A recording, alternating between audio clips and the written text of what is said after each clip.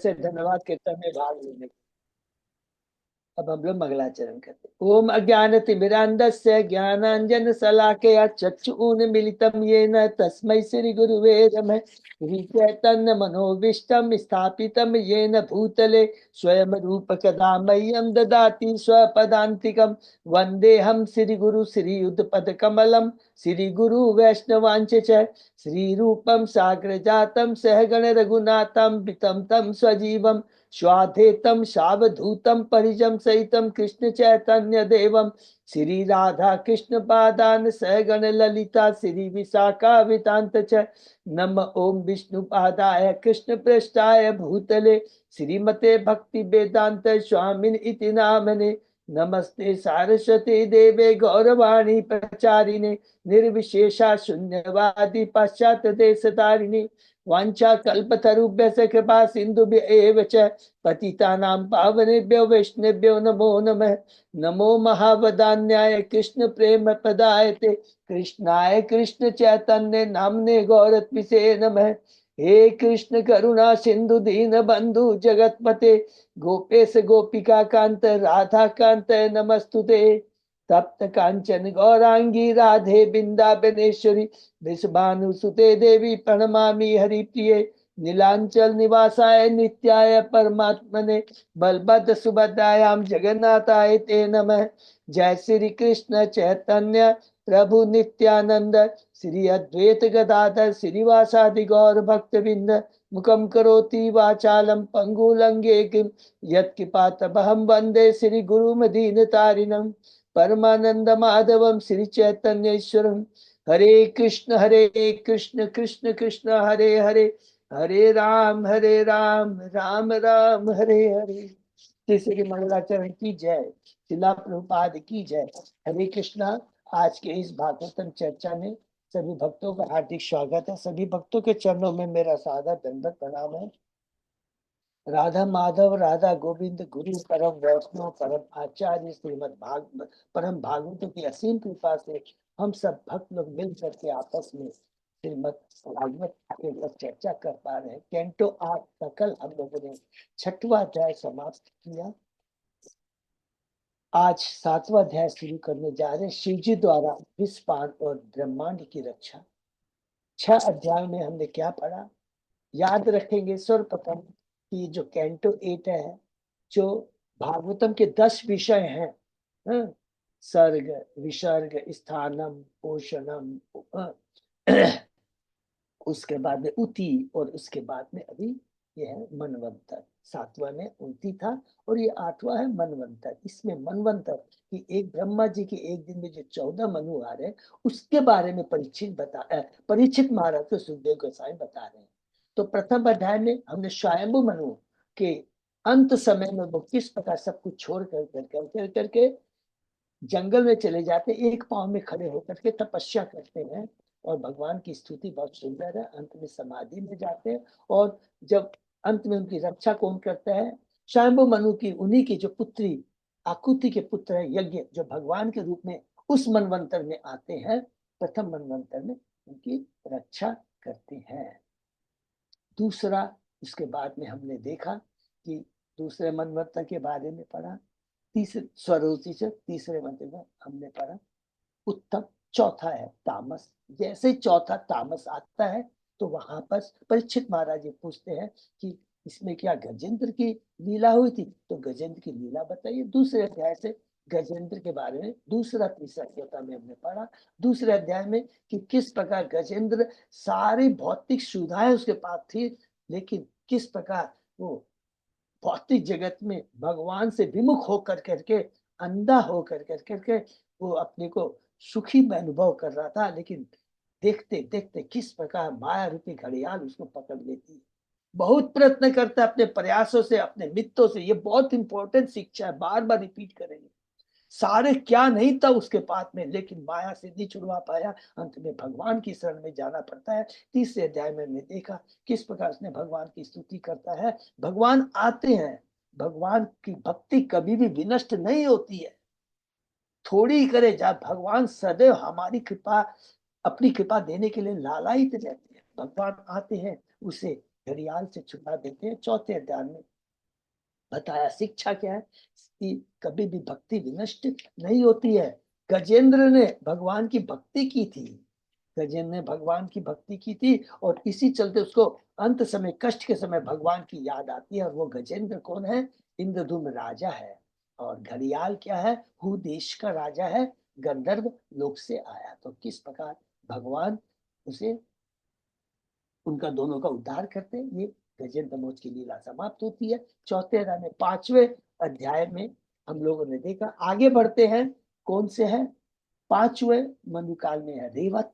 रेवत भी किसका पुत्र है? उत्तम, तामस, रेवत, ये तीनों प्रियव्रत महाराज के पुत्र हैं। छठवा मनु है, चाक्षुष मनु है। इस काल में कौन सी समुद्र मंथन की लीला होती है। जैसे ही कहते हैं सुखदेव के साथ परीक्षित, अरे इस महीने में, इस काल में, इस मनु काल में समुद्र मंथन की लीला हो, तो तुरंत परीक्षित महाराज जी बड़े उत्साहित हो जाते हैं। कहते मुझे बताइए कि ये मंथन, समुद्र मंथन लीला कैसे हुई? कच्छप रूप में भगवान ने भीतर क्यों रहे? देवताओं को किस प्रकार अमृत की प्राप्ति हुई? हरि बोल। तब उसके बाद में बोलना शुरू करते हैं या लीला बताते हैं। और इस लीला के माध्यम से फिर शिक्षा क्या मिलती है? कभी भी गुरु आचार्यों के चरणों में अपराध नहीं करना चाहिए। जो कि बार बार देव इंद्र भगवान का भक्त है, लेकिन उसके माध्यम से भगवान बार बार बताते हैं कि किस पर पहले उसने भगवान बृहस्पति, इस बार उन्होंने पहले उन्होंने बृहस्पति के भी चरणों में अपराध किया था, याद है ना? कि बृहस्पति, तो इसके बाद में उनकी इस प्रकार हम लोगों ने वृत्तासुर की लीला हम लोगों ने पढ़ा था कि उसने बृहस्पति के चरणों में अपराध किया। यहाँ पर वो अपराध करता है दुर्वासा मुनि के चरणों में थी, उनकी माल दी हुई माला, प्रसादी माला का सम्मान नहीं करता है, क्रोधित हो जाता है, सारे अपने ऐश्वर्य को खो देता है। असुर पर उसके ऊपर हावी हो जाते हैं, आक्रमण कर देते हैं। असुर क्यों जीतते हैं? इसमें भी हमने सीखा है, क्योंकि वे अपने गुरु शुक्राचार्य के प्रति समर्पित थे। ये याद रखेंगे, गुरु को पकड़ के रखेंगे, भगवान को पकड़ के रखेंगे तो माया हिला नहीं पाएगी। अगर गुरु भगवान के चरणों में अपराध हो जाएगा, कितने भौतिक दृष्टि अब शक्तिशाली हो, सब एक क्षण में खत्म हो जाएगा। एकदम सिंपल ये शिक्षा थी। क्योंकि जब वो सारे ऐश्वर्य खो देता है, तो सारे देवता ब्रह्मा जी के पास जाते हैं कि ब्रह्मा जी क्षीर सागर में जाते हैं भगवान के पास। भगवान की हम लोगों ने बहुत बड़ी सुंदर स्तुति सुनी, भगवान प्रसन्न हो जाते हैं और आकर करके भगवान उनको आशीर्वाद देते हैं। तो छठवें अध्याय में देखा क्या लिखते हैं सुखदेव गोस्वामी जी की, ब्रह्मा जी की प्रार्थना सुनकर भगवान हरि उनके सामने प्रकट हो जाते हैं, और तब पुनः ब्रह्मा जी भगवान की स्तुति करते हैं। बहुत सुंदर स्तुति है, ये दूसरी बार स्तुति है। उसमें बहुत इंपॉर्टेंट चीज कहते हैं, वो कहते हैं कि मैं ब्रह्मा, शिव जी तथा सारे देवता, साथ साथ दक्ष जैसे प्रजापति भी चिंगारी मात्र के समान है, जो मूल अग्नि स्वरूप आपके द्वारा प्रकाशित। चूंकि हम आपके कण हैं, या तो हम अपनी कुशलता के विषय में समझ ही क्या सकते हैं। देखिए कितनी बड़ी यहाँ बात लिखता है। यदि बुद्धिमानी क्या है? भगवान के पास में जाके ज्ञान नहीं देना है, अपनी बुद्धि नहीं लगानी है, एकमात्र भगवान को मालूम है, क्योंकि हम भगवान के अंश है। भगवान को मालूम है मुझे क्या चीज चाहिए। पृथु महाराज कहते हैं, याद हम लोगों ने पढ़ा था, कितनी सुंदर बात कहते हैं। कहते हैं कि जब भगवान कहते हैं वर मांगो, तो पृथु महाराज कहते हैं तो भगवान मैं तो आपका सेवक हूँ, आपका दास हूँ, आपका अंश हूँ, आपको मालूम है कि मेरे लिए क्या उचित है क्या अनुचित, मुझे तो मांगना भी नहीं आता है। इस तरह की हमारी भाव होना चाहिए। परमेश्वर हमें मोक्ष का वह साधन प्रदान के जो ब्राह्मणों तथा देवताओं के लिए उपयुक्त हो। बहुत सुंदर करते हैं। फिर भगवान देवताओं की प्रार्थना सुन करके सबसे पहले इंपॉर्टेंट बात जो कल हमने पढ़ा, वो भौतिकता दृष्टि से भी बहुत अच्छा कहते हैं। सबसे पहले कि तुम लोगों का अभी भाग फेवरेबल नहीं है, बद्धारों का भाग फेवरेबल है। तो सबसे पहले कंडीशन क्या है? उनका समय अनुकूल है। अपने हित के लिए मनुष्य को भी सर्प तथा चूहे के तर्क के अनुसार कार्य करना चाहिए, अर्थात तुम्हें दानों से संधि कर लेना। तुम लोग मेरी सहायता से फिर क्या करोगे? मंदर पर्वत को मथानी और बासुकी को मथने की रस्सी बना कर करके अविचल चित्त से क्षीर सागर का मंथन करो। इस तरह से दैत्यगण को लगा दो पूरे मेहनत में। देखिए कितनी इंटेलिजेंट बात कहते हैं। उनसे संधि कर लोगे, बड़े शक्तिशाली हैं, अभी उनके पास पावर भी है, फेवरेबल भी है समय उनके, तो उनको पूरे अपने अपने काम में उनको लगा लो। देखिए कितनी सुंदर बात कहते हैं। तो देते श्रम करेंगे, मेहनत करेंगे, और उससे जो अमृत निकलेगा उसका तुम इंजॉय करोगे। तो उसके वास्तविक फल समुद्र से उत्पन्न अमृत आप प्राप्त करोगे।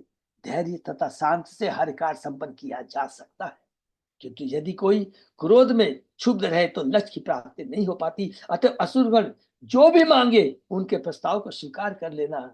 क्षीर सागर के कालकूट विष उत्पन्न होगा, किंतु उससे घबराना नहीं।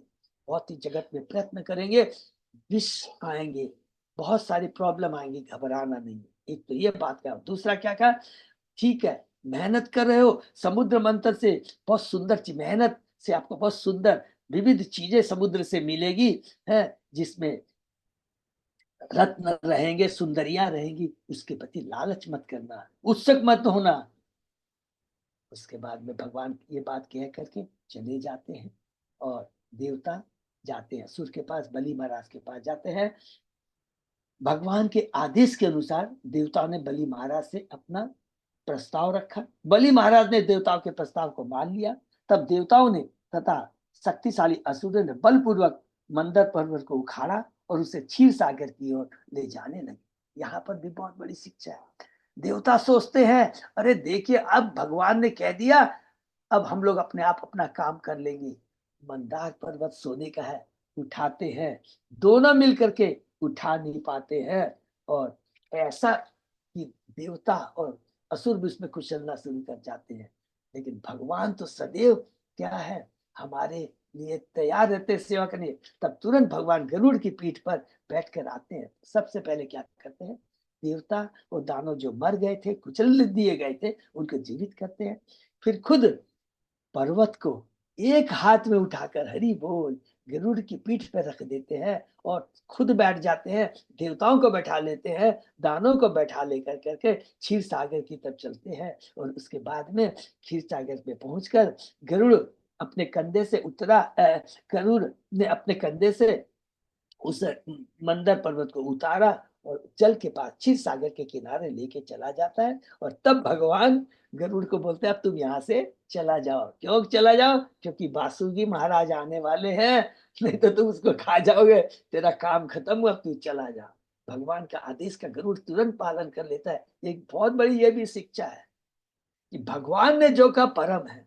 नहीं नहीं प्रभु, ये तो मेरा भी भोजन आने वाला है तो मैं उसको खा के जाऊंगा, नहीं, जो भगवान का आदेश है तुरंत मान करके गरुड़ जी वहां से चला जाते हैं। अध्याय 6 समाप्त होता है। अब 7वें अध्याय में हम लोग प्रवेश करते हैं। शीर्षक है शिव जी द्वारा विश्वान और ब्रह्मांड की रचना। ओम नमो भगवते वासुदेवाय। ओम नमो भगवते वासुदेवाय।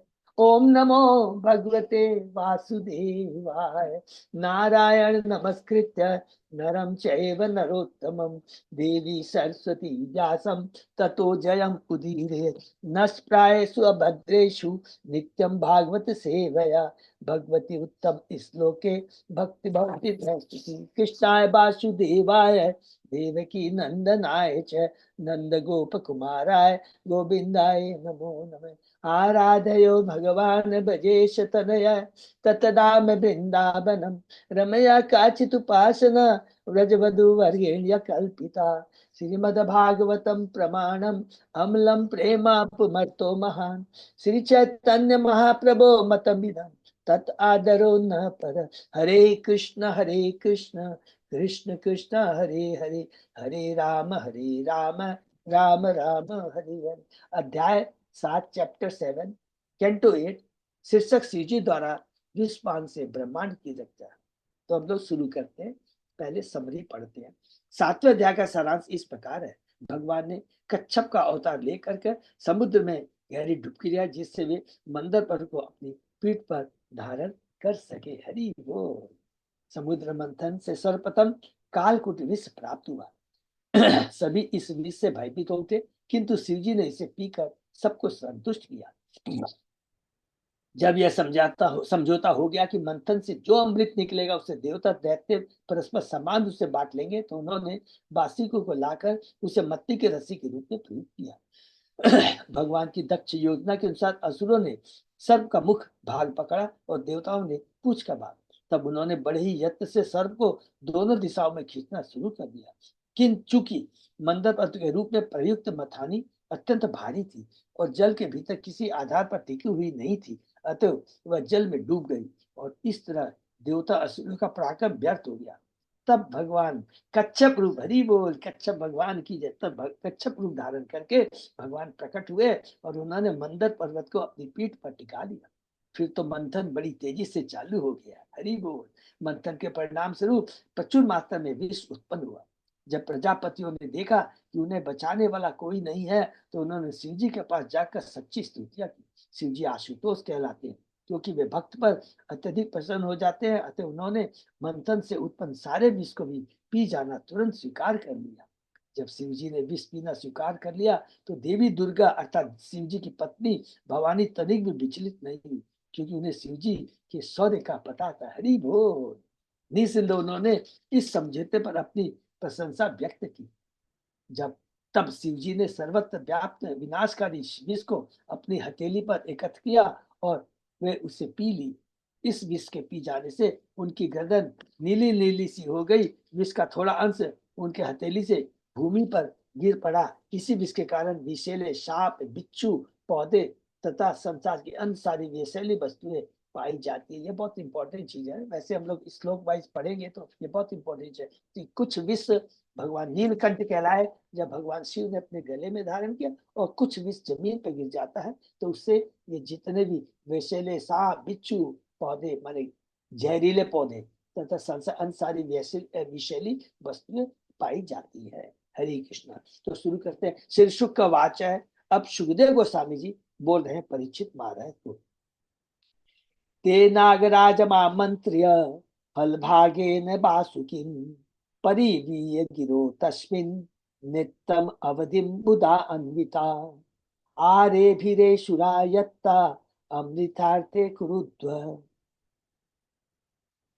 सुखदेव गोस्वामी ने कहा, हे कुरुश्रेष्ठ महाराज परीक्षित, देवों तथा असुरों ने सर्पराज वासुकी को बुलाया और उसे जब वचन दिया कि वे उससे अमृत में भाग देंगे। उन्होंने वासुकी को मंदर पर्वत के चारों ओर रस्सी के रूप में मथुरे की रस्सी की भांति लपेट दिया और क्षीर सागर के मंथन द्वारा अमृत उत्पन्न करने का बड़ी प्रसन्नता पूर्वक प्रयत्न किया। हरि पुरस्तात जिगृहे पूर्वम देवा ततो अभवम। भगवान अजित ने सर्प के अगले हिस्सों को पकड़ लिया और तब सारे देवताओं ने उसके पिछले होकर करके पकड़ लिया। तन्नेक्षण दैत्य पतये महापुरुष चेष्टितम न गृणिमो वयम पूछम अहि अंगम अमंगलम स्वाध्याय श्रुत संपन्ना प्रख्याता जन्म कर्मदि। दैत्यों के नेताओं ने पूछ पकड़ना मूर्खता पर समझा, क्योंकि यह सर्प का अशुभ अंग है। बदले में वे अगला हिस्सा पकड़ना चाहते थे जिसे भगवान तथा देवताओं ने पकड़ रखा था, क्योंकि वह भाग शुभ तथा महिमा युक्त था। इस प्रकार असुर ने इस दलील के साथ की कि वे सभी वैदिक ज्ञान में अधिक बढ़े चले हैं। देखिए क्या लिख रहा है। इस प्रकार असुरों ने इस दलील के साथ कि वे सभी वैदिक ज्ञान में अधिक बढ़े चढ़े हैं और अपने जन्म तथा कार्यकलापों के लिए विख्यात है, आपत्ति उठाई कि वे सर्प के अगले हिस्से को पकड़ना चाहते हैं। और भगवान ने क्या कहा था देवताओं को, जो वो मांगे तुरंत दे देना, ज्यादा होशियारी मत दिखाना। देवताओं ने सोचा था कि सर्प का अगला भाग शुभ होता है और इस भाग को पकड़ना अधिक वीरतापूर्ण होगा। साथ ही देवताओं को सदा ही देवताओं के विपरीत कार्य करना होता है। ये भी बहुत इंपॉर्टेंट लाइन है। कुछ लोग होते हैं, ऐसे होते हैं ना, है? असुर लोग, जो सुर लोग काम करते थे उसके विपरीत काम करेंगे। ये बहुत इंपॉर्टेंट पॉइंट है। यही उनकी प्रकृति है। हमने कृष्ण भावनावी आंदोलन में इसे वास्तव में देखा है। ये भगवान प्रभुपाद जी स्वयं कह रहे हैं, हम लोग गोरक्षा का समर्थन करते हैं और लोगों को अधिक दूध पीने तथा दूध की बनी वस्तुएं, सुस्वादु वस्तुएं खाने के लिए प्रोत्साहित करते हैं। लेकिन दैत्यगण ऐसे प्रस्ताव का विरोध करने मात्र के लिए यह दावा करते हैं कि वे विज्ञान में अग्रसर हैं, जैसा कि स्वाध्याय सुत संपन्ना शब्दों से यहाँ वर्णन हुआ है, उनका कहना है कि उनकी वैज्ञानिक विधि से यह पता चला कि दूध खतरनाक होता है और गौ की हत्या करके प्राप्त किया हुआ गोमांस अधिक पौष्टिक होता है। देखिए कितनी बड़ी आसुरी प्रवृत्ति। यह मतभेद सदैव चलता रहेगा, निसंदेह यह आदिकाल से चला आ रहा है। लाखों वर्ष पूर्व भी ऐसी ही होड़ थी। दैत्यों ने अपने तथाकथित वैदिक अध्ययन के फलस्वरूप सांप के मुख भाग को पकड़ना श्रेयकर समझा। मायावादी होते हैं ना, वो बोलते हैं मैं वेदांत के पंडित हैं, लेकिन वेदांत का बल्कि वास्तविक सार क्या उनको समझ में नहीं आता है, जो कि स्वयं चैतन्य महाप्रभु उन लोगों को समझाते हैं। भगवान ने सांप के खतरनाक भाग को पकड़ना बुद्धिमानी समझा और दैत्य को पूछ पकड़ने दी, क्योंकि यह वह कठोरता नहीं थी, लेकिन स्पर्धा की भावना के कारण दैत्य ने सांप के मुख के निकट वाले सांप के मुख के निकट वाले भाग को पकड़ना बुद्धिमानी समझा। यदि देवता विषपान करते तो दैत्य यह संकल्प करते, हम भी विष में हिस्सा भाग बटाकर और उसे पीकर शान में क्यों न मरे। स्वाध्याय सुत संपन्ना प्रख्याता जन्म कर्म भी से दूसरा प्रश्न उठ सकता है। यदि कोई सचमुच वैदिक ज्ञान को प्राप्त है और संतुत कार्यों को करने के विख्यात है तथा उच्च कुल में जन्म लिए हुए, तो फिर वह दैत्य क्यों कह रहा है? हरि बोल। इसका उत्तर यही है कि भले ही कोई कितनी उच्च शिक्षा प्राप्त क्यों न हो तथा उच्च कुल में क्यों न जन्मा, किंतु यदि वह ईश्वर विहीन है और ईश्वर के उपदेशों को नहीं सुनता तो वह दैत्य है। इतिहास में ऐसे अनेक उदाहरण प्राप्त है। हिरण्यकशिपु, रावण तथा कंस जैसे सुशिक्षित व्यक्ति जो राज परिवार में जन्मे थे और युद्ध में अत्यंत शक्तिशाली तथा पराक्रमी थे, किंतु भगवान का उपवास करने के कारण राक्षस तथा दैत्य कहलाते थे। ये बहुत इंपॉर्टेंट पॉइंट है। देखिए हिरण्यकशिपु भी हमने देखा, रावण को बहुत बड़ा ज्ञान था, वेदों का ज्ञान था। हिरण्यकशिपु ने अपने भाई हिराज की मृत्यु के समय, मालूम है हम लोगों ने पढ़ा है किस प्रकार वो अपनी माता को, अपने भाई की पत्नी को, भतीजे को जाकर कर कर आत्मा का कितना सुंदर ज्ञान देता है। लेकिन वो ज्ञान विज्ञान में जब तक परिणत नहीं होगा, जब तक हम लोग भगवान के शरणागत नहीं होंगे। ये बहुत, तो वो ईश्वर विहीन थे। इसलिए जो ईश्वर विहीन है, भगवान की भक्ति नहीं करता है, भगवान से अपने को नहीं जोड़ता है, वह असुर कहलाता है, दैत्य कहलाता है। कोई कितना ही सुशिक्षित क्यों ना हो, किंतु यदि उसे कृष्ण भावना का बोध ना हो, भगवान के प्रति आज्ञाकारिता ना हो, तो वह असुर है। इसका वर्णन सब भगवान ने भगवत गीता में कहा है। न माम दुष्कृतो मूढ़ा प्रपद्यन्ते नरात्मा माया अप्रीत ज्ञान असुरम भावम आश्रिता। जो दुष्कृति निपट मूर्ख तथा अधम है और जिनका ज्ञान मोह द्वारा धर लिया गया तथा जो नास्तिक प्रकृति के असुरों का साथ देते हैं, वे मेरी शरण में नहीं आते। आश्रम भावम ईश्वर के अस्तित्व को या उनके दिव्य उपदेशों को न स्वीकार करने का सूचक है। ईश्वर के अस्तित्व को नहीं मानते कौन है? नास्तिक है, मायावादी है, शून्यवादी है, निराकारवादी है। तो सारे के सारे क्या है? अशुद्ध है। भगवद गीता साक्षात भगवान द्वारा दिए गए दिव्य उपदेशों से युक्त है, किंतु असुरगण इन उपदेशों को प्रत्यक्ष स्वीकार न करके मन माने ढंग से टिकाए करते हैं और लोगों को भ्रमित करते हैं। इससे स्वयं उन्हें भी कोई लाभ नहीं मिलता। अतः मनुष्य को चाहिए कि आसुरी ईश्वर बीन पुरुषों से सचेत रहे। हरि बोल। भगवान कृष्ण के वचनों के अनुसार यदि कोई ईश्वर बीन असुर सुशिक्षित सुशिक्षित भी हो तो उसे मूढ़, नराधम तथा माया अप्रीत ज्ञान माया अप्रीत ज्ञान समझना चाहिए। बहुत से इंपॉर्टेंट श्लोक है, बहुत सुंदर तात्पर्य प्रभुपाद जी कहते हैं। इति तुष्यणिम स्थितान दैत्यान विलोक्य पुरुषोत्तमः स्मय स्मयमानो निसृज्य अग्रम पूछम जग्रा शामरह। इस प्रकार असुरगण देवताओं की इच्छा का विरोध करते हुए मौन रहे। भगवान असुरों के मनोभाव को ताड़ गए, अतः वे मुस्काने लगे। उन्होंने विचार में किए बिना तुरंत ही सांप की पूंछ पकड़कर उनका प्रस्ताव मान लिया। उस सारे देवता उनके साथ हो लिए। हरि बोल। कृत स्थान विभागा ते एवं कश्यप नंदना ममंतु परमम यत्ता अमृतार्थ पयो निधि। सांप को किस स्थान पर पकड़ना है, यह तय करने के पश्चात कश्यप के पुत्र देवता तथा असुर दोनों ने क्षीर सागर के मंथन से अमृत पाने की लालसा से अपना अपना कार्य प्रारंभ कर दिया। हरि बोल। मध्यमाने अर्मणे शौद्री न अधारो ही अपो विशत गृह्यमानो अपि बलिभिः गौरवात पांडुनंदन। हे पांडुवंशी, जब क्षीर सागर में मंदर पद को इस तरह मथानी के रूप में प्रयुक्त किया जा रहा था तो उसका कोई आधार न था। अतः असुरों तथा देवताओं के बलिष्ठ हाथों द्वारा पकड़ा रहने पर भी वह जल में डूब गया। ते सुनि सुनि विर्ण मनशः परिमलान मुख श्रिय आसन्न स्वपौरुषो नष्टे देवा देवे नाति बलि सरा।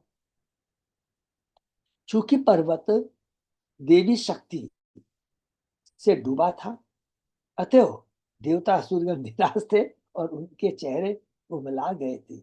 यहाँ पर देवी शक्ति माने भगवान की कृपा से विलोक्य विलोक्य विघ्नो इस विविधम तदुश्वरे दुरंत वीर्यो अभितत् अभिसंधि कृत्वा वपु कच्छपम अद्भुतम महत् प्रविश्यतोयम गिरिम पुंजहार।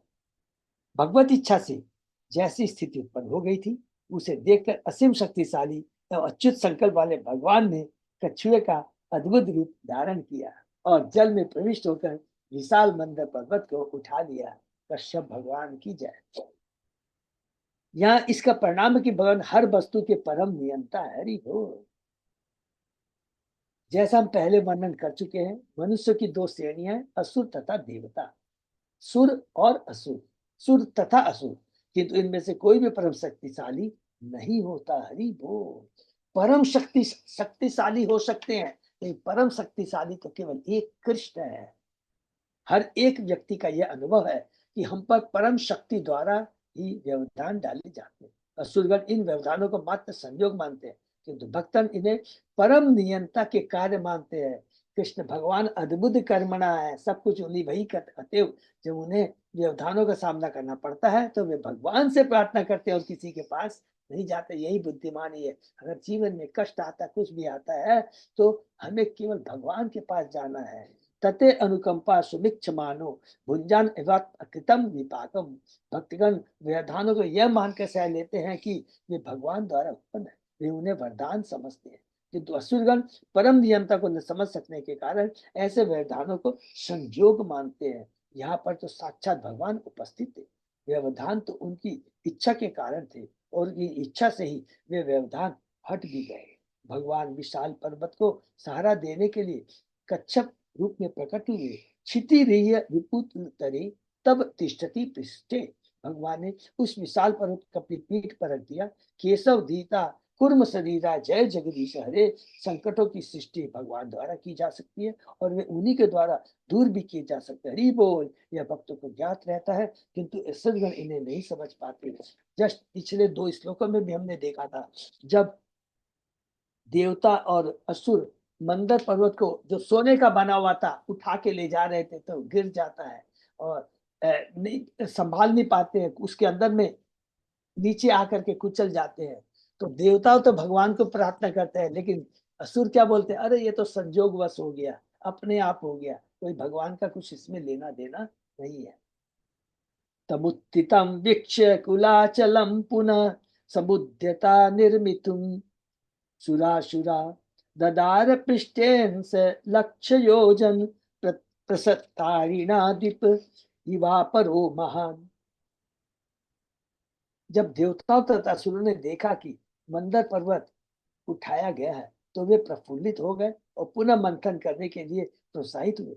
यह पर्वत विशाल कच्छों की पीठ पर टिका था, जो एक विशाल द्वीप की भांति 8 लाख मील तक फैला हुआ था। ये देखिए भगवान का कच्छप अवतार। हरि बोल।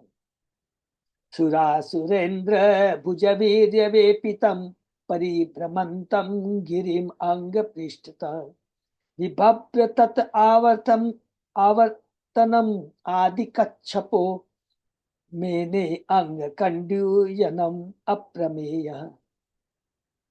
हे राजा, जब देवताओं तथा असुरों ने अपने बाहुबल से अद्भुत कछुए की पीठ पर, अद्भुत कछुए की पीठ पर स्थित मंदर पर्वत को घुमा दिया, तो कछुए ने पर्वत के इस घूमने को अपना शरीर खुजलाने का साधन मान लिया। इससे उसे अत्यंत सुखप्रद हुई।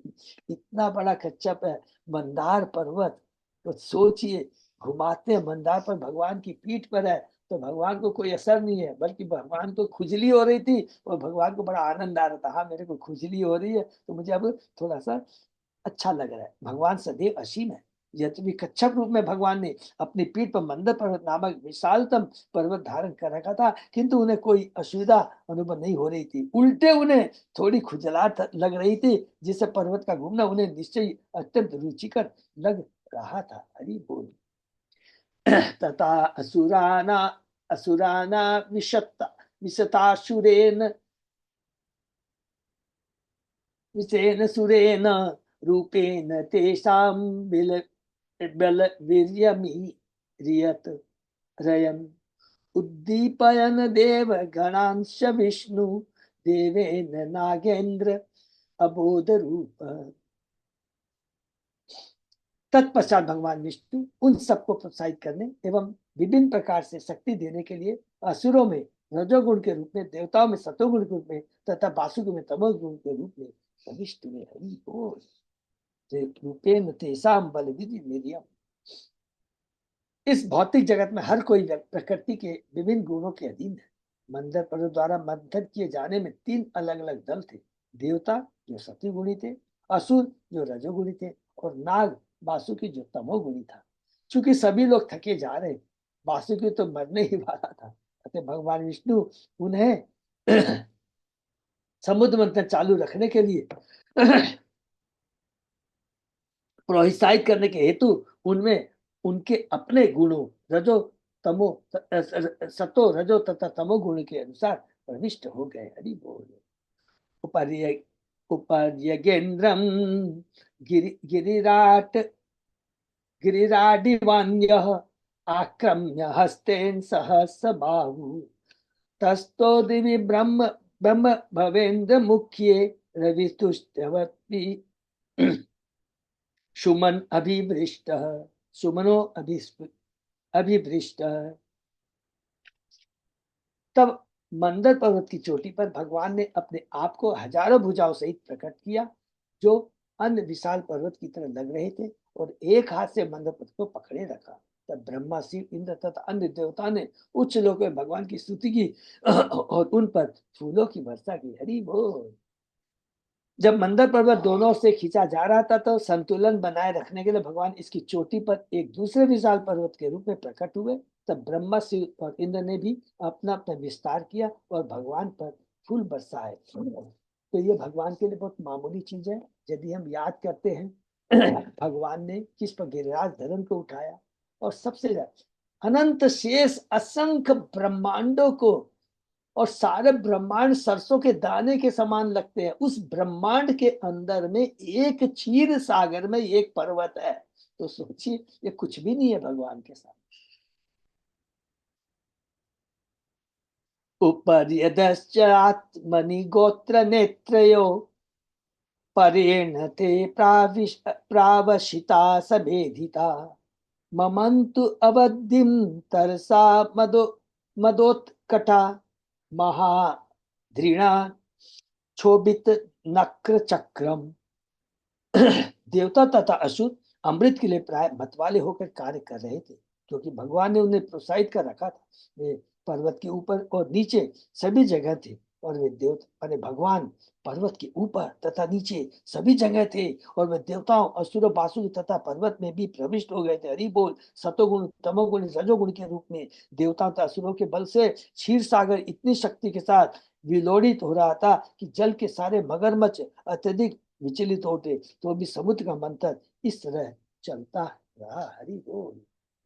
अहिंद साहस्र कठोर दृक मुख श्वास अग्नि दुमाहत वर्चसो असुरा पोलोम काले बल इबल आदयो दवाग्नि दग्धा सरला इवा भवम। वासुकी के हजारों नेत्र तथा मुख थे। उसके मुख से धुआं तथा अग्नि की लपटें निकल रही थी, जिससे पोलोम, काले, बलि, इलवल आदि असुरगण पीड़ित हो रहे थे। इससे सारे असुर जो जंगल की आग से जले हुए सरल वृक्ष की भांति प्रतीत हो रहे थे, धीरे धीरे शक्तिहीन हो गए, क्योंकि वो मुख को पकड़ रखा है ना उन्होंने। देवांश तत्श्वास शिखाहत प्रभान ध्रुम ध्रुमांबर शक्रवर कचचूक आननान संव्यवर्षन भगवत वसाघना वभु समुद्रोर्मि उपगूढ़ वायव। चूंकि बासुकी की दहकती सांस से देवता भी प्रभावित हुए थे, अतएव उनकी शारीरिक कांति घट गई और उनके वस्त्र, मालाएं, आयुध तथा उनके मुखमंडल धुएं से काले पड़ गए। किंतु भगवत कृपा से समुद्र के ऊपर बादल प्रकट हो गए और मूसलाधार वर्षा करने लगे। समुद्री लहरों से जल के कण लेकर मंद समीर बहने लगे, जिससे देवताओं को राहत मिल सके। ये सब भगवान की कृपा है। मत्यमानात् तथा सिंधु देवासुर वरुत्पे यदा सुधा न जायेत निर्ममंथा जित स्वयं। जब श्रेष्ठतम देवताओं तथा असुरों के द्वारा इतना उद्यम करने पर भी क्षीर सागर से अमृत नहीं निकला, तो स्वयं भगवान अजित ने समुद्र को मथना प्रारंभ किया। हरि बोल।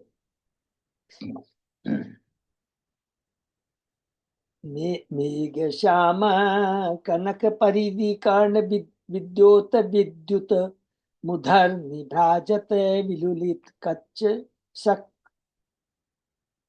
शक्रधरो रक्त नेत्र जेते दौर भी जगत अभय दंड शूकम गृहीत्वा मथनन मथना प्रतिगिरि इव अशोभता तो धृताद्रि। भगवान श्याम मंडल की भांति प्रकट हुए। वे पीला वस्त्र पहने थे, उनके कान के कुंडल बिजली की तरह चमक रहे थे और उनके बाल कंधों पर बिखरे हुए थे। वे फूलों की माला पहने थे और उनकी आंखें गुलाबी थी। विश्व भर में अभय देने वाली अपनी बलिष्ठ यशस्वी भुजाओं से उन्होंने बांसुरी को पकड़ लिया और वे मंदर पर्वत को मथानी बनाकर समुद्र का मंथन करने गए। जब वे इस प्रकार व्यस्त थे तो वे इंद्रनील नामक सुंदर पर्वत की भांति प्रतीत हो रहे थे। अजीत भगवान की जय। निर्मथ्यमानात् उदे अभूत विषम महा उल्बलनम हाल हलायम अग्रत संभ्रांत संभ्रांत मीनो न मकराहि कश्च पातः तिमी द्वीप ग्राह तिमि तिमि तिमिंगिल आकुलात। मछलियां, हांगर, कछुए तथा सर्प अत्यंत विचलित एवं क्षुद्र थे। सारा समुद्र उत्तेजित हो उठा और बहेल, समुद्री हाथी, घड़ियाल तथा तिमिंगिश जैसे बड़े बड़े जलचर सतह पर आ गए। जब इस प्रकार से समुद्र मंथन हो रहा था तो सर्वप्रथम हालहल नामक घातक विष उत्पन्न हुआ। हरि बोल। तदुग्रवेगम दिशि दिशूर्य पर्यधो विसर्पत उत्सर्पत अशय्यम अप्रीति बिता प्रजा दुदु अंगसेश्वरा रक्ष्यमाणा शरणम सदा शिवम। हे राजा, जब वह उग्र विष ऊपर नीचे तथा सभी दिशाओं में वेग के साथ फैलने लगा तो सारे देवता भगवान समेत शिव जी के पास गए। हरि बोल। अपने को असुरक्षित तथा अत्यंत भयभीत पाकर वे सब उनकी शरण में आए।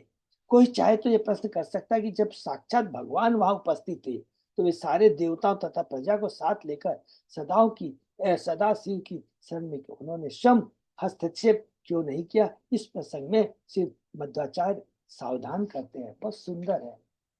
युद्धस्य यश ओ अर्थाय स्वयं विष्णु विभु न संजहे समर्थो अपि वायु चोचे प्रशांत। भगवान विष्णु स्थिति को संभालने में सक्षम, किंतु शिव जी को श्रेय प्रदान करने के लिए उन्होंने कोई कार्रवाई नहीं की। शिव जी ने बाद में सारा विष पी लिया और उसे अपने गले में रख लिया। एक बहुत बड़ी शिक्षा है। पूरी गीता भागवतम में आप सब चीज देखेंगे कि भगवान का उद्देश्य, भगवान को ये कहकर कि भगवान इतने महान है, भगवान इतना काम कर, भगवान को आनंद नहीं आता है। जब भगवान के भक्तों का लोग ग्लोरीफाई करते हैं तब भगवान को बहुत आनंद आता है। भगवत गीता, भगवान ने जो कुरुक्षेत्र के युद्ध में युद्ध जो जीता, अर्जुन को श्रेय दिया। भगवान चाहते तो एक क्षण में सबको, चूंकि भगवान ही सब विनष्ट कर रहे थे, अर्जुन तो निमित्त मात्र था। लेकिन हम बद्ध जीवों के लिए शिक्षा देने के लिए कि भगवान अपने भक्त पर कितने कृपालु हैं, ये बहुत सुंदर किया है। परीक्षित महाराज को भगवान ने को ग्लोरीफाई करना था कि उनके माध्यम से भागवतम की उत्पत्ति करवानी थी, तो भगवान ने परीक्षित महाराज से किया। नहीं तो परीक्षित जैसा महान भक्त, एक ऋषि के पुत्र ने उसके गले में एक ऋषि पुत्र, वो क्या उसको अभिशाप दे सकता था? और अगर अभिशाप भी दे सकता है तो क्या परीक्षित महाराज उसको वही खत्म कर सकते थे? कुछ भी कर सकते थे, लेकिन नहीं, क्योंकि ये भगवान की कृपा थी कि भगवान चाहते थे कि परीक्षित महाराज के माध्यम से, सुखदेव गोस्वामी के माध्यम से भागवतम की रचना हो। विलोक्य तम देव वरम त्रिलोक्या भवाय दिव्या अभिमतम मुनिनाम आशिनम अद्रो अपवर्ग हेतु तपोजुषाणम स्तुभि प्रणेमु। देवताओं ने शिव जी को अपनी पत्नी भवानी सहित कैलाश पर्वत की चोटी पर तीनों लोकों के मंगलमय अभ्युदय हेतु तपस्या करते हुए देखा। मुक्ति की कामना करने वाले मुनिगण उनकी पूजा कर रहे थे। देवता ने उन्हें प्रणाम किया और आदर पूर्वक प्रार्थना की। अब प्रजापति बोलते हैं, प्रजापति भी साथ में गए। श्री प्रजापतय ऊच देव देव महादेव भूतात्मन भूत भावन त्राही न शरणा शरणापन्ना नाम त्रैलोक्य दहनाथ विषात। प्रजापतियों ने कहा, हे देव श्रेष्ठ महादेव, हे समस्त जीवों के परमात्मा तथा उनके सुख स्मृति के कारण हम आपके चरण कमलों की शरण में आए हैं। अब आप तीनों लोकों में फैलने वाले इस उग्र विष से हमारी रक्षा करें। क्योंकि शिव जी पर संहार करने का उत्तरदायित्व है, तो फिर सुरक्षा के लिए उनके पास क्यों जाया जाए, जो भगवान विष्णु का कार्य है। ब्रह्मा जी सृजन करते हैं, शिव जी संहार करते हैं, किंतु ब्रह्मा तथा शिव दोनों ही भगवान विष्णु के अवतार हैं और शक्तावेश अवतार कहलाते हैं। उन्हें सर्वव्यापी विष्णु के ही समान विशेष शक्ति प्राप्त रहती है। गुणा अवतार है, सबको आप लोगों ने पढ़ा है, गुणा अवतार। अतः जब भी रक्षा के लिए शिव जी से स्तुतियां की जाती है तो भगवान विष्णु के लिए होती है, अन्यथा शिव जी तो विनाश के निमित्त। हरि बोल। शिव जी ईश्वरों में से एक है जो शक्तावेश अवतार कहलाते हैं, अतः उन्हें विष्णु के समान गुणों वाला कहकर संबोधित किया गया है कि वो भगवान है। भगवान का कौन सा है? गुणा अवतार में है, तीन है ना, सृष्टि, पालन और संहार। त्वमेक त्वमेक सर्व जगत ईश्वरो बंद मोक्षयो त्वाम त्वाम तम त्वाम अर्चन्ति कुशला प्रपन्नार्ति हरम गुरु। हे प्रभु, आप सारे विश्व के बंधन तथा मोक्ष के कारण हैं, क्योंकि आप इसके शासक हैं। जो लोग आध्यात्मिक चेतना में पड़े चढ़े हैं वे आपकी शरण में जानते हैं, अतः आप उनके कष्टों को दूर करने वाले हैं और उनकी मुक्ति के भी आप ही कारण, अतः हम आपकी पूजा करते हैं। वास्तव में विष्णु ही सारे सौभाग्य के पालन पोषण हारे हैं। यदि मनुष्य विष्णु की शरण ग्रहण करता है तो देवताओं ने शिव जी की शरण ग्रहण क्यों की? उन्होंने ऐसा इसलिए किया क्योंकि वे भौतिक संसार की सृष्टि शिव जी के माध्यम से करते हैं और शिव जी विष्णु की ओर से कार्य करते हैं। जब भगवान भगवद गीता में यह कहते हैं कि वे सारे जीवों के पिता अहम बीज प्रदत्ता, तो यह शिव जी के माध्यम से विष्णु द्वारा संपन्न कार्यों का द्योतक है। भगवान विष्णु के एक जगह लिखा है कि जो आप लोगों ने पढ़ा, भगवान शिव जी को श्रेय देना चाहते हैं। भगवान स्वयं विष्णु शिव जी के माध्यम से ये कार्य कर रहे हैं। अर्थात संक्षेप में ये कह देते हैं, जो भी कुछ होता है कृष्ण करते हैं, माध्यम कोई भी हो सकता है। भगवान विष्णु सदैव भौतिक कार्यकलाप में से विरक्त रहते हैं, और जब उन्हें भौतिक कार्य संपन्न करने होते हैं तो वे शिव जी के माध्यम से करते हैं। अतः शिव जी की पूजा विष्णु के स्तर पर की जाती है। जब विष्णु बहिरंग शक्ति से अछूते रहते हैं तो वे भगवान विष्णु होते हैं, किंतु जब वे उसके संपर्क में रहते हैं तो वे शिव जी के रूप में प्रकट होते हैं। हरि बोल। क्योंकि स्वयं विष्णु डायरेक्टली वो टच नहीं करेंगे, तो वो शिव जी के माध्यम से भौतिक जगत के टच में रहते हैं। गुणमय्या शक्तया अश्य सर्ग स्थिति अपयान विभु धस्ते यदा स्वदृक् भूमन ब्रह्म विष्णु शिवा धीमाम शिवा शिवाधि धाम शिवाभि धाम। हे प्रभु, आप स्वयं प्रकाशित तथा सर्वश्रेष्ठ हैं। आप अपनी निजी शक्ति से इस भौतिक जगत का सृजन करते हैं, और जब आप सृष्टि पालन संहार का कार्य करते हैं तो ब्रह्मा विष्णु महेश्वर के नाम धारण करते हैं। इसको अंडरलाइन कर लेंगे, अगर किसी को भी कंफ्यूजन हो तो स्वयं देखिए इस श्लोक के अंदर में कह दिया है, ये जो है गुणावतार है, ब्रह्मा विष्णु में से स्वयं भगवान विष्णु है, वो धारण करते हैं। क्योंकि वो भौतिक जगत किसी चीज को टच नहीं करेंगे, तो एक इधर ब्रह्मा को दे दिया सृष्टि का काम, और एक इधर उन्होंने शिव को दे दिया संहार का काम। यह स्तुति वास्तव में पुरुष रूप भगवान विष्णु को अर्पित की गई है। इसलिए क्लियर प्रभुपाद जी ने कह दिया ये स्तुति विष्णु शिव को नहीं है, यह स्तुति वास्तव में पुरुष रूप भगवान विष्णु को अर्पित की गई है। पुरुषावतार में भी हमने जो अपने गुण अवतारों में ब्रह्मा विष्णु तथा महेश्वर का नाम ग्रहण कर लेते हैं। तम ब्रह्म परमं गुह्यं सत असत भाव भावनम नाना शक्ति भी आभात त्वमात्मा जगदीश्वर। आप समस्त कारणों के कारण हैं। आप आत्म प्रकाश अचिंत निराकार ब्रह्म है, जो मूलतः पर ब्रह्म है। आप इस दृश्य जगत में विविध शक्तियों को प्रकट करते हैं। विविध शक्तियों के माध्यम से इस भौतिक जगत की सृष्टि पालन तथा संहार का कार्य करते हैं। यह स्तुति निराकार ब्रह्म की है, जो परम ब्रह्म की तेजवान किरणों से युक्त होता है। परम ब्रह्म श्री भगवान परम ब्रह्म परम धाम पवित्र परम भगवान। जब शिव जी की पूजा परम ब्रह्म के रूप में की जाती है तो भगवान विष्णु के लिए होती है। इनडायरेक्टली ये भगवान विष्णु की पूजा है। तुम शब्द योनि जगताति आत्मा प्राणेन्द्रिय द्रव्य गुण स्वभाव काल क्रतु सत्य मितम च धर्म त्वयि अक्षरम यत् त्रिवृत्त आमनंती। हे स्वामी, आप वैदिक ज्ञान के मूल स्रोत हैं। आप भौतिक सृष्टि प्राण इंद्रियों पांच तत्वों तीन गुणों तथा महत्त्व के मूल कारण हैं। आप नित्य काल संकल्प तथा सत्य और रित कही जाने वाली दो धार्मिक प्रणालियां हैं। आप तीन अक्षरों अ उ तथा ओम ओम शब्द के आश्रय हैं। भगवान की स्तुति ग्लोरिफिकेशन। अग्निमुखम ते अखिल देवतात्मा चित्तिम विदु लोक भवांग्री पंकजम कालम गतिम ते अखिल देवतात्मनो दिशश्च कर्णो रसनम जलीशम।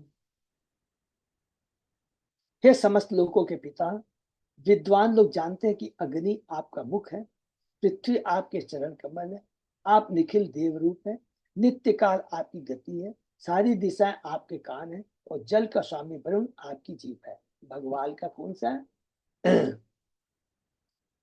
विराट रूप का विचार भौतिक जगत को भगवान जो विराट रूप के बारे में जो अभी हमने उन्हें पढ़ा, अभी कुछ समय पहले ही जब देव ब्रह्मा जी भगवान की स्तुति करते हैं, सेम चीज यहाँ पर रिपीट हो रही है। सूत्र मत में कहा गया कि अग्नि सर्व देवता, अग्नि सारे देवता का पुंज है, अग्नि भगवान का मुख है, और अग्नि के द्वारा भगवान सारी यज्ञ आहुतियां स्वीकार करते हैं। नाभि नभते श्वसनम नभ श्वान सूर्यस्य चक्षुषी जलम स्मरेत परावरात्म श्रयणम तवात्मा सोमो मनो ध्यो भगवान शिरस्ते। हे प्रभु, आकाश आपकी नाभि है, वायु आपकी श्वसन क्रिया है, सूर्य आपकी आंखें हैं तथा जल आपका वीर्य है। आप समस्त प्रकार के उच्च तथा निम्न जीवों के आश्रय हैं। चंद्रदेव आपका मन है। उच्चतर लोक आपका सिर है। सेम चीज वही है, भगवान का विराट रूप है। कुची समुद्रा गिरियो अस्ति संगा रोमाणि सर्व औषधि विरुद्धते छंदांसि साक्षात तव साप्त धातव तई मयात्मन हृदयम सर्वधर्म। हे प्रभु, आप साक्षात तीनों वेद हैं। सातों समुद्र आपके उदर हरि बोल, और पर्वत आपकी हड्डियां हैं। सारी औषधियां, लताएं, वनस्पतियां आपके शरीर के रोए हैं। गायत्री जैसे वैदिक मंत्र आपके शरीर के साथ कोष है, और वैदिक धर्म पद्धति आपका हृदय है। मुखानि पंचोप निषद तवो इश तव तवेशः ये त्रिशक्त अष्टोत्तर मंत्र वर्ग यत् तत् शिवाख्यम परमात्म तत्वम देव स्वयं ज्योति अवस्थिति ते। हे प्रभु, 5 महत्वपूर्ण वैदिक मंत्र आपके 5 मुखों के द्योतक हैं, जिनसे 38 महत्वपूर्ण वैदिक मंत्र उत्पन्न हुए। आप शिव नाम से विख्यात स्वयं प्रकाशित है। आप परम सत्य परमात्मा नाम से प्रत्यक्ष स्थित है। इस संबंध में जिन 5 मंत्रों का उल्लेख हुआ है, वे पुरुष, अघोर, सद्योजात, वामदेव तथा ईशान। ये 5 मंत्र उन 38 विशेष मंत्रों की कोटि में आते हैं जो शिवजी द्वारा उच्चारित होते हैं, इसलिए वे शिवजी या महादेव कहलाते हैं। उनके शिव अर्थात कल्याणकारी कहलाने का अन्य कारण यह है कि वे परमात्मा के भगवान विष्णु की तरह आत्म प्रकाशित है। चूंकि शिव जी भगवान विष्णु के प्रत्यक्ष अवतार अतः वे विष्णु के प्रत्यक्ष प्रतिनिधि है। इस तथ्य की पुष्टि एक वैदिक मंत्र पति विश्वयात्मेश्वर शाश्वतम शिवम अच्युतम से होती है। परमात्मा एक नामों से जानते हैं, जिनमें से महेश्वर, शिव तथा अच्युत विशेषता अनुपनीय है और सिंपल है। जो कुछ भी है, ब्रह्मा विष्णु है, पूर्णा अवतार है, शम भगवान है, पूर्णा अवतार भगवान का ही है। तो जब भी हम लोग ये कहते हैं ये भगवान ब्रह्मा के रूप में, विष्णु तो है ही, और शिव के रूप में सृष्टि और संहार का काम करते हैं। हरि बोल। छया तु अधर्मोर उर्मिषु ये विसर्गो नेत्रयम सत्वरज तमांशी तमांशी साक्यात्मन शास्त्र कृत तवोच्छा छंदो मयो देव ऋषि पुराण। हे भगवान, आपकी छाया अधर्म में दिखती है, जिससे नाना प्रकार की आध्यात्मिक सृष्टियां उत्पन्न होती है। अधर्म भगवान की छाया है, सब भूलेंगे नहीं। जो जस्ट जो कि ब्रह्मा जी ने यदि कोई भूल भी जाए तो एक बार याद कर लेंगे, ब्रह्मा जी की जो स्थिति हुई है उसमें ये सारा डिटेल आया है। ये अलग अलग चीजें, छाया आपका धर्म है, पीठ कौन है, सब कुछ है, सारी जांगे कौन है, ब्राह्मण उनके मुख है, क्षत्रिय उनके जांगा है, वैश्य उद्र है, चरण शूद्र है, सारा का सारा पूरा विराट रूप का बहुत सुंदर वर्णन है। हे भगवान, आपकी छाया धर्म में दिखती है, जिसमें नाना प्रकार आध्यात्मिक सृष्टि उत्पन्न होती है। प्रकृति के 3 गुण सत्व रस तथा मोह आपके 3 नेत्र हैं। छंदों से सारे वैदिक ग्रंथ आपसे उद्धृत है, क्योंकि उनके संग्रहकर्ताओं ने आपकी कृपा दृष्टि प्राप्त करके ही उन शास्त्रों को लिखा है। नाते गिरित्राखिल लोकपाल विरंचि बेकुंठ सुरेंद्र गम्यम ज्योति परम यत रजस्तमस्त च सत्वम न यत ब्रह्म निरस्त भेदम। हे गिरीश, हे गिरीश, चूंकि निराकार ब्रह्म तेजो सतो रजो तथा तमो गुणों से परे, अतः इस भौतिक जगत के विभिन्न निदेशक लोकपाल न तो इसकी प्रशंसा कर सकते हैं, न यही जान सकते हैं कि वह कहाँ है। वह ब्रह्म विष्णु या स्वर्ग के राजा महेंद्र द्वारा भी ये नहीं है। ब्रह्म ज्योति वास्तव में भगवान का तेज है। सबको मालूम ब्रह्म परमात्मा ब्रह्म ज्योति भगवान का निराकार रूप है। जैसा कि ब्रह्म संहिता में कहा है, यश प्रभा प्रभवतो जगदंत कोटि कोटिषु शेष वसुधादि विभूति भिन्नम तत् ब्रह्म निष्कलम अनंत शेष अभूत से अनंत शेष भूतम गोविंदम आदि पुरुषम तम हम भजामी, मैं उन आदि भगवान गोविंद की पूजा करता हूँ जो महान शक्ति से युक्त है। उनके दिव्य रूप का चमकीला तेज निराकार ब्रह्म है, जो परम पूर्ण तथा असीम है और असंख्य लोगों की विविधताओं को उनके विभिन्न तेज सहित करोड़ों ब्रह्मांडों के रूप में प्रदर्शित करता है। यद्यपि ब्रह्म का निराकार रूप भगवान की किरणों का अंश होता है, किंतु उन्हें उन निर्विशेष बातों की देखभाल करने की कोई आवश्यकता नहीं रहती जो ब्रह्म ज्योति में प्रवेश करते हैं। भगवद गीता में कृष्ण कहते हैं, मया तत् इदम सर्व जगत अव्यक्त मूर्तिना, मैं अपने निराकार रूप में इस सारे ब्रह्मांड में व्याप्त रहता हूँ। इस पर अव्यक्त मूर्ति निराकार स्वरूप निश्चय कृष्ण की शक्ति का विस्तार है। इसी ब्रह्म तेज में तल्लीन होने के इच्छुक मायावादी लोग, निरंकारवादी लोग, ज्ञानी लोग शिव जी की पूजा करते हैं। श्लोक 29 में उल्लिखित मंत्र मुखानी पंचोपनिषद तत् विषय कहलाते हैं। मायावादी लोग शिव जी की पूजा करते समय इन मंत्रों को गंभीरतापूर्वक ग्रहण करते हैं। ये मंत्र इस प्रकार है, हरि बोल। शायद हम लोगों को ये पढ़ने की दरकार नहीं है, हम लोग खुद ही पढ़ लेंगे। फिर आगे पढ़ते हैं। निराकार ब्रह्म भौतिक सृष्टि के अन्य लोकपालों तक तो अज्ञात है, जिनमें ब्रह्मा इंद्र तथा विष्णु समित, किंतु इसका अर्थ यह नहीं है कि विष्णु जी की विष्णु जी सर्वज्ञ नहीं है। हरि बोल। भगवान विष्णु सर्वज्ञ, किंतु उन्हें यह जानने की आवश्यकता नहीं रहती कि उनके सर्वव्यापी अंश में क्या हो रहा है। अतः भगवद गीता में भगवान कहते हैं कि यद्यपि प्रत्येक वस्तु उनका अंश है, माया तत् इदम सर्वम, किंतु उन्हें प्रत्येक वस्तु की निगरानी नहीं करनी होती। न चाहम तेषु अवस्थित है, क्योंकि ब्रह्मस्थित इंद्र जैसे अनेक लोकपाल हरि बोल।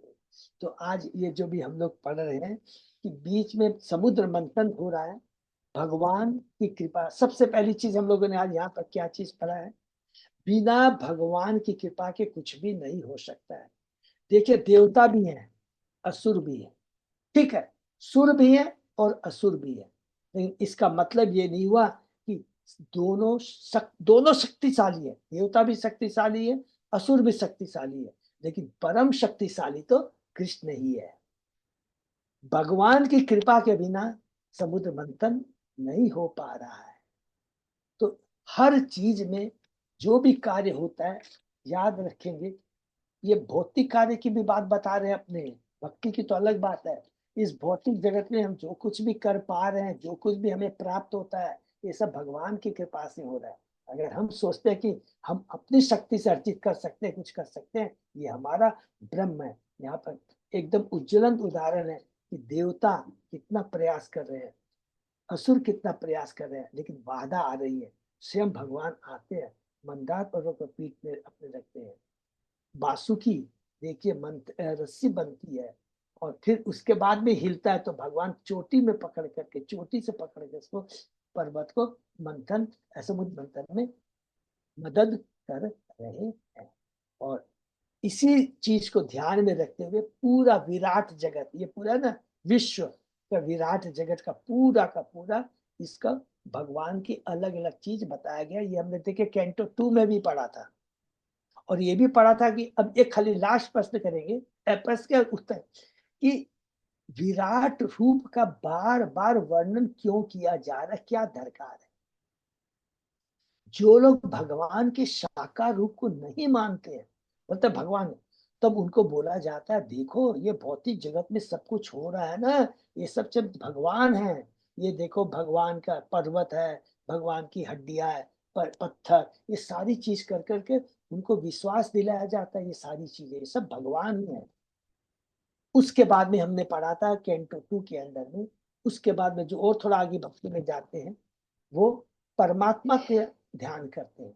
तो जो नए हैं विराट रूप का ध्यान करते हैं, जो और आगे भक्ति में जाते हैं वो परमात्मा का ध्यान करते हैं, और जो बड़े चढ़े भक्त हैं साकार भगवान का ध्यान करते हैं, भगवान की स्तुति पूजा करते हैं। और ये सारी भागवत में दिया गया है, ये सारी चीजें। अब जब वो लोग, हम लोग बोलते हैं, देखो भगवान की सृष्टि कितनी बढ़िया है, ये सब भगवान ऐसे करते हैं, तो उनमें एक भगवान के प्रति आकर्षण आता है कि नहीं नहीं, कोई है, अरे वो भगवान है, अच्छा ये है, अच्छा वो देखो परमात्मा है प्रत्येक हृदय में, वो अच्छा ये है। इसके बाद में भगवान का साकार। तो स्टेप बाय स्टेप लोगों की चेतना के अनुसार, ज्ञान के अनुसार भगवान के बारे में बताया जाता है। हरे कृष्णा। तो इसके बाद हम लोग और आगे पढ़ेंगे। हरे कृष्णा प्रभु जी।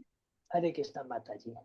प्रभु जी, मेरा एक प्रश्न था हाँ कि बोलिए ना। प्रभु जी, समुद्र मंथन में तो कभी सुने नहीं कि भगवान भी किए, खाली देवता लोग और असुर किए थे। तो इसमें तो माता जी दिया हुआ अजीत कच्छप भगवान। अजीत कच्छप भगवान, आपने ध्यान माता जी बिल्कुल लिखा है। बिना भगवान की कृपा के समुद्र मंथन हो ही नहीं कच्छप, सकता। कच्छप जो है वो है क्या अजीत अवतार? वो जैसे बोले भगवान। ना, भगवान जी। भी आए। हाँ सुनिए। यस। हम लोग ने पहले ये पढ़िएंगे कि हर मनवंतर में भगवान आते हैं, ये हमने पढ़ा। तो चाक्षु छठे काल में कौन आते हैं? भगवान अजीत आ रहे हैं।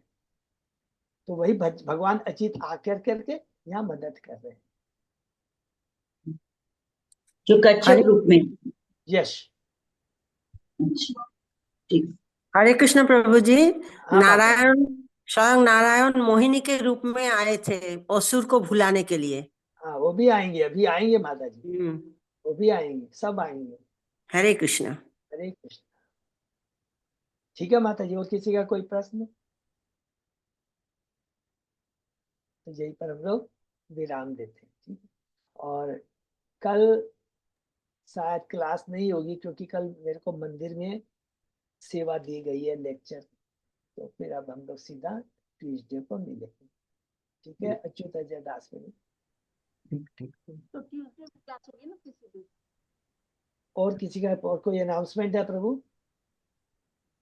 नहीं प्रभु जी, इसकी तो बस जो गीता वाला चल रहा है, फिर पुष्प अभिषेक आने वाला, उसी का ही है। कुछ अभी से कितना एग्जैक्ट कितनी तारीख को है प्रभु? 13 जनवरी का है। 13 जनवरी है। हम्म। और बहुत बगल में ही आ गया, देखते देखते हैं, पता नहीं हम्म। एक महीना भी नहीं रहा। तो सब, क्योंकि अब सबको याद है ना, पुष्प अभिषेक और गौर पूर्णिमा का सेवा सब कुछ जगन्नाथ ग्रुप, गौरांग ग्रुप के हाथ में है। ठीक है ना, तो ये हम लोग उसको ध्यान रखें। हरे कृष्णा, यही पे विराम। मेरे पास फोन आया था, उनका जो पोशाक बनेगा उसके अंदर का पोशाक देने के लिए मंदिर से। किसने फोन किया था माता जी आपको? नामामृत प्रभु। कृष्णामृत प्रभु की। कृष्ण नामामृत प्रभु, वो क्या है ना, जो फ्लावर ड्रेस बनेगी उसके अंदर का जो कपड़ा होगा वो अच्छा। ड्रेस, उनका फोन आया था कि वो आप बनवा दीजिए ड्रेस, जिसपे फूल लगे। थोड़ा आप वो देख लीजिएगा अच्युत अजय दास बाबू, थोड़ा फेस्टिवल कमेटी में थोड़ा ये चीज बात कर लीजिएगा। हाँ ठीक ठीक ठीक। प्लीज, ठीक है ना माता जी? हाँ तो वो आप समझ गई ना? हाँ तो ठीक, हम बात कर लें। हरे कृष्ण। हरे हरे कृष्ण से भक्तों का बहुत बहुत धन्यवाद। आज से नहीं विराम करते हैं फिर। आ गया वो नंबर। अगर उस नंबर पे उस आदमी का व्हाट्सएप हो